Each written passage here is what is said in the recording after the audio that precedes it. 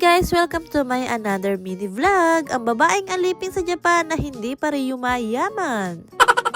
Alas 9 na nga at pagkabangon ko nga, inuna ko na nga muna asikasuhin itong ginawa kong pandesal kagabi. Pagkasigang ko nga sa pandesal, ay kinuha ko na nga rin yung mga lulutuin ko sa rep. Magluluto nga ako ngayon na obento ni anak na babaunin niya nga sa therapy. Magluluto nga ako ngayon ng sinigang na salmon para naman may sabaw yung babaunin ngayon ni anak. Nagpakulo nga lang ako ng tubig at pagkatapos nilagay ko na yung kamatis, sibuyas, saka itong luya. Nilagyan ko na nga rin na isang strawberry itong babaunin ni anak at pinrito ko na rin itong karage saka itong ham. Binigyan ko na nga rin ng pagkain si anak para habang nagluluto ako ng obento niya, kumakain na siya. Nagprito nga lang din ako ng 2 itlog para naman sa almusal ko. At habang nagluluto nga ako, chinek ko na nga rin muna itong niluluto kong pandesal. Nakaluto na nga rin ako ng sinigang na salmon kaya nilagay ko na rin to sa may babaunan ni anak. Inuna ko na nga ilagay yung sinigang na salmon sa babaunan ni anak at sunod ko naman tong karage. Pagkatapos kong asikasuhin yung babaunin ni anak, kumain na nga rin ako ng umagahan. Kailangan ko nga ngayong kumain dahil meron ako interview mamaya. Naliguan, ginaya ko nga lang din si anak at pagkatapos hinatid ko na rin siya sa may baba. Pagkatid ko nga kay anak, gumayak nga lang din ako at lumabas na rin ako, punta naman ako sa Eki. Lakad na nga lang din ako punta ng Eki dahil medyo malapit lang naman to sa may bahay. Alauna pa naman yung interview ko pero 11:30 pa nga lang din lumabas na ako ng bahay. First time ko nga lang din kasi makakapunta ron kaya inagahan ko na magpunta, panigurado kasi maliligaw na naman ako. Hindi ako nagkakamali, Diyos mio, nakailang pabalik-balik ako sa train station. Ito na nga ako bumaba sa Imamiya dahil ang sabi nga sa akin dito sa train station wala nga raw diretso papunta ron sa pupuntahan ko. Mula nga sa Imamiya station saka sa pupuntahan ko, kailangan ko nga maglakad ng 15 minutes. Panigurado kung matatanggap ako dito, ganito araw-araw lalakarin ko. Nag-apply na nga kasi ako ulit ng bagong trabaho dahil yung sinasahod ko nga sa hotel hindi nagkakasya sa amin dalawa ni anak.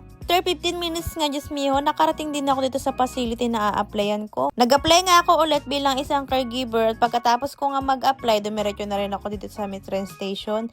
Grabe yung kaba ko kanina habang ini-interview ako dahil first time ko nga ma-interview na 3 tao. Kada tinatanong nga nila ako, Diyos miyo, nabubulol ako tapos hindi ko na alam yung sasabihin ko. Pero awa naman ng Diyos, nakaraos ako sa interview kahit napakahirap ng mga tanong nila. Biruin mo, pati ba naman yung kung ilan kami magkakapatid, tinanong din nila. Pati ba naman yung nanay at tatay ko, tinatanong nila kung ano raw bang trabaho at kung trabaho pa rin daw ba sila hanggang ngayon. Nagulat nga ako dahil ilan na nga trabaho in-applyan ko, ngayon lang sa akin tinanong yung mga ganun tanong. Doon nga sa may in-applyan kong facility, bagong open nga lang daw sila, wala pa raw silang halos 1 buwan. Habang ini-interview nila ako kanina, sinabi ko na kaagad na hindi ako ganong magaling mag-Japanese. Wala naman daw problema doon, basta daw kaya ang trabaho, okay lang daw yun. Nakauwi na nga rin ako, pinagkatanggal ko na nga rin sa hanger to mga nilaban ko at nagsigang na rin ako ng labahin. Habang umiikot ka to nilalaban ko, lumabas nga muna ako saglit para bumili naman ng diaper ni anak. Tapos ko nga sa Kusuriya-san, dumiretso naman ako dito sa Family Mart dahil bala kong bilang si anak ng Pami Chicken. Kumuha nga lang ako ng 2 Dubai Pistachio at pagkatapos nun, kinuhanan ko naman si anak ng 2